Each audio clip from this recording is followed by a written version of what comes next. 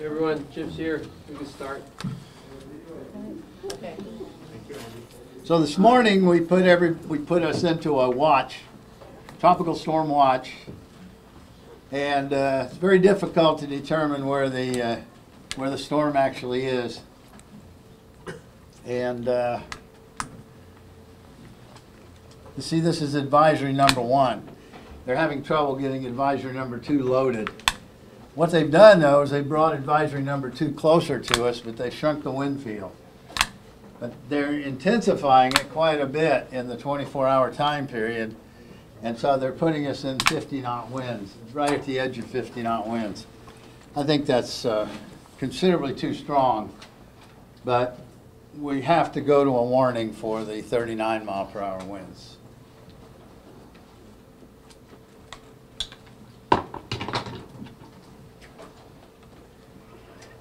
So, can you all hear me okay? Yeah. Okay. So the system's down here, and it's not well organized right now. There's a lot of convection with it, but a lot of thunderstorm activity, but it's not well organized. And but generally they've got it moving in a north-northwest motion, then back to the northwest.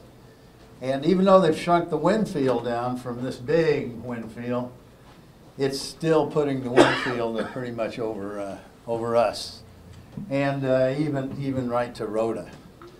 So what we've done is we've had to go to a tropical storm warning for us, because these winds are going to pick up sometime tomorrow afternoon, and could even be as early as late morning.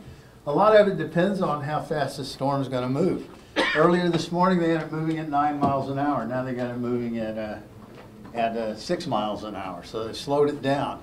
So it's hard to tell whether it's actual movement or just reorganization. So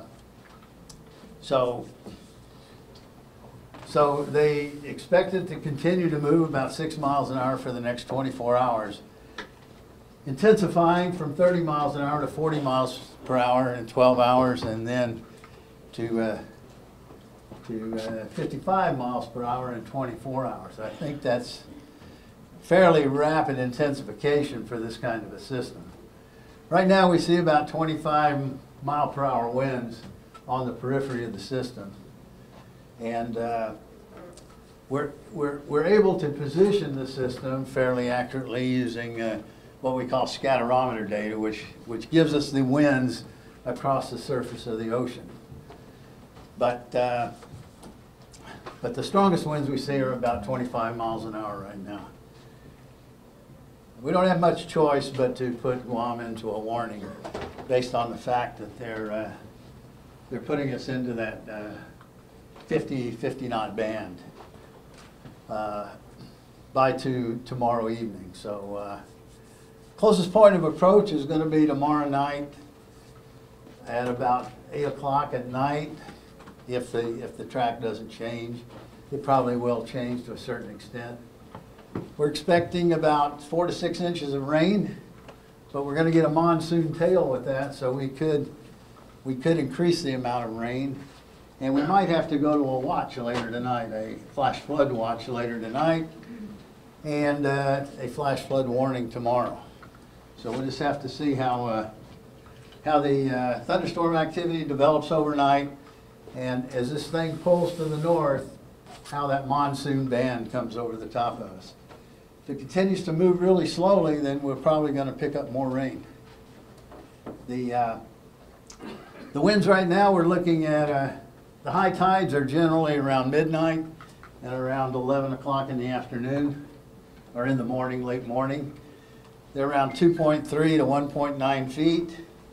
Right now, we're not looking for coastal inundation. We're looking for seas about 13, 14 feet, but surf around 9 to 12 feet, or 8 to 11 feet. And so right now, we're not looking for coastal inundation. But if the monsoon pulls up over us, then we may have to add some monsoon effects to the actual storm.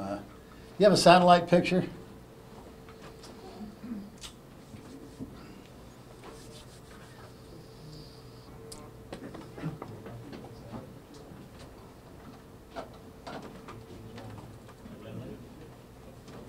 Okay, well, I think I destroyed my computer.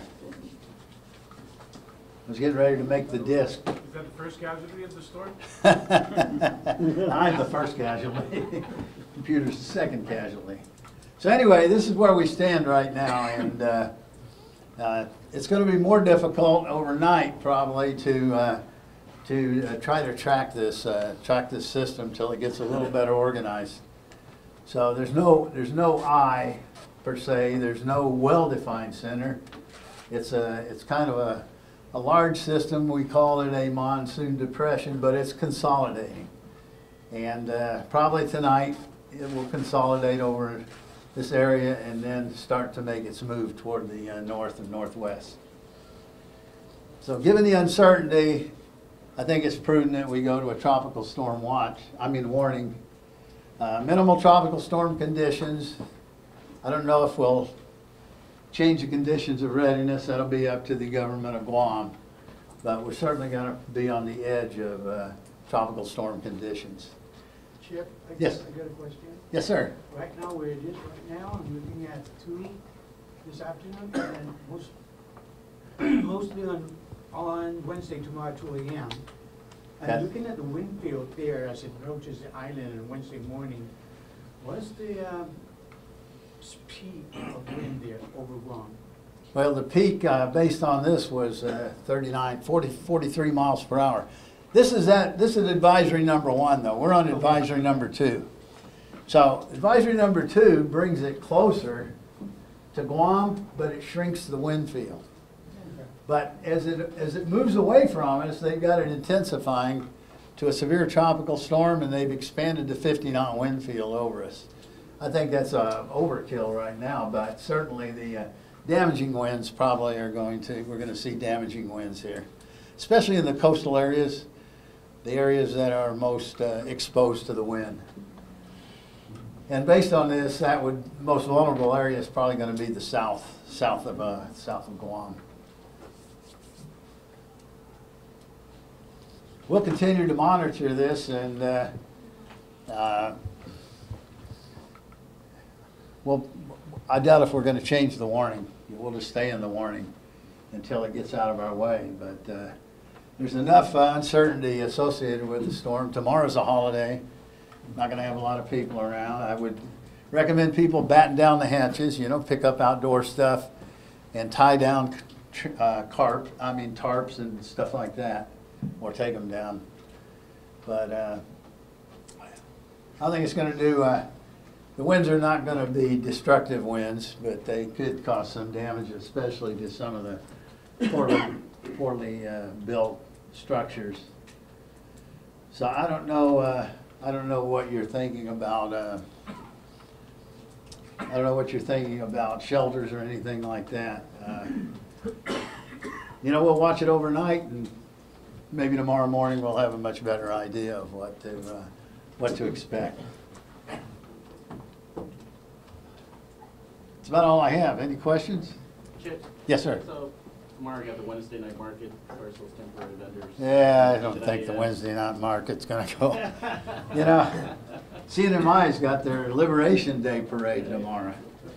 And so, this isn't unprecedented. We had one of these in 2014. We had one of these in 2015. Just about the same dates. So.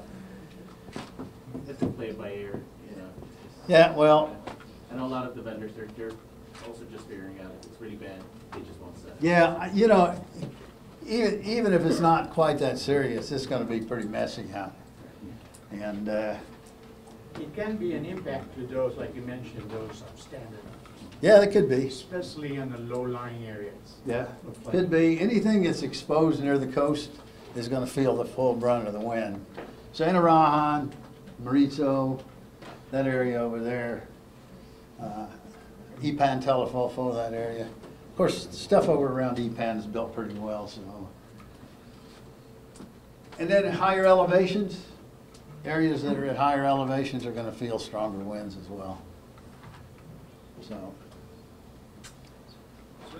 yes, sir. How much concern should we have for tonight? You said there's right? And then you're expecting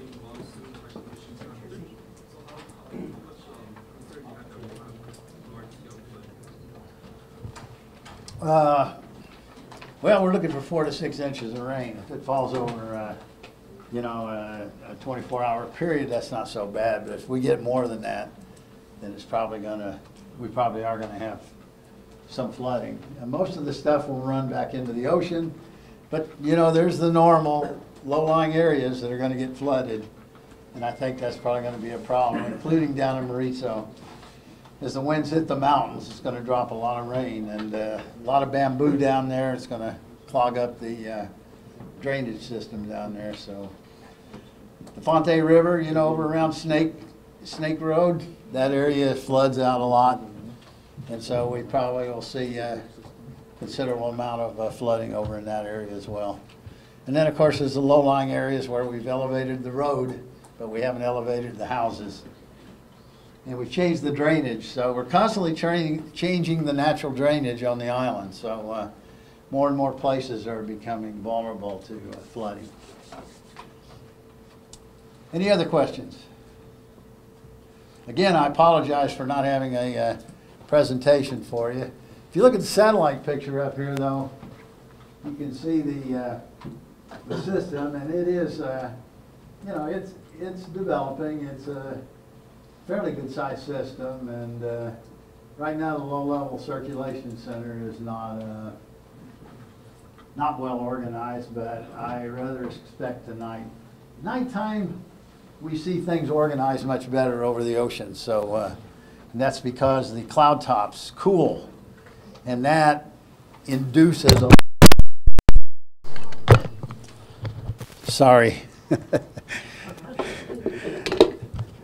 that induces a lot of thunderstorm activity, and it will tend to organize around the center of the storm. So, best thing to do is keep an eye. We'll be putting information out every 3 hours, updating it, and then when it gets within radar range, we'll be able to put out hourly information. So. When it gets fairly close in, we'll be able to get the wind speeds from the Doppler radar. So. Chip, advisory number 2, what's ETA on that release? That was at 2 p.m. It should be out, but for some reason it's not getting loaded. We're looking into that. So right now you can take a look at the JTWC stuff. The JTWC stuff indicates the closest point of approach will be about 8 o'clock tomorrow night. The thing about the JTWC stuff is it's in Greenwich Mean Time, not local time. So that would be an effective warning. The actual valid time of that warning is 10 o'clock this morning, but we've updated it to 1 o'clock this afternoon. And then the next warning will be out at 7 o'clock tonight, or 8 o'clock. That'll be the next full advisory. We'll have a 5 o'clock intermediate advisory. Bye, guys. And as it starts to move during the night, if we pick it up on radar, we'll be putting out hourly updates. So I'll probably be up most of the night babysitting the system, and of course we have a team on, and we have to augment that team and go to 12-hour shifts when we have these kind of situations going on. Any other questions? Don't shoot the messenger. You know what they say, we're like the priest, we're in sales, not management. So. Okay. So again, it's another one of these kind of marginal systems. It's not going to be a threat to life and limb, but could be some minor property damage, and want people to stay out of the water. These are the kinds of systems that are they're going to generate strong rip currents, and people can get sucked down into the open ocean, and somebody's going to have to go out and save them. And the other thing is, of course, the flooding, the flash flood potential. Mudslides, it takes quite a bit of rain to create mudslide potential, but if we get more than 10 inches of rain, then we'll have to consider people The greatest mudslide potential on the island, of course, is Cross Island Road, Santa Rita, Nimitz Hill Estates, and the Southern Mountains. Very few people live in the mudslide area of the Southern Mountains. But Nimitz Hill Estates, Santa Rita, and the Cross Island Road are getting to be more and more common. People are digging into the clay, you know, and when it's steep and gets saturated, you'll get mudslides. Any other questions? Enjoy your 4th of July. Hold on, we'll situate first the members of the media to the jeep, and then we'll have our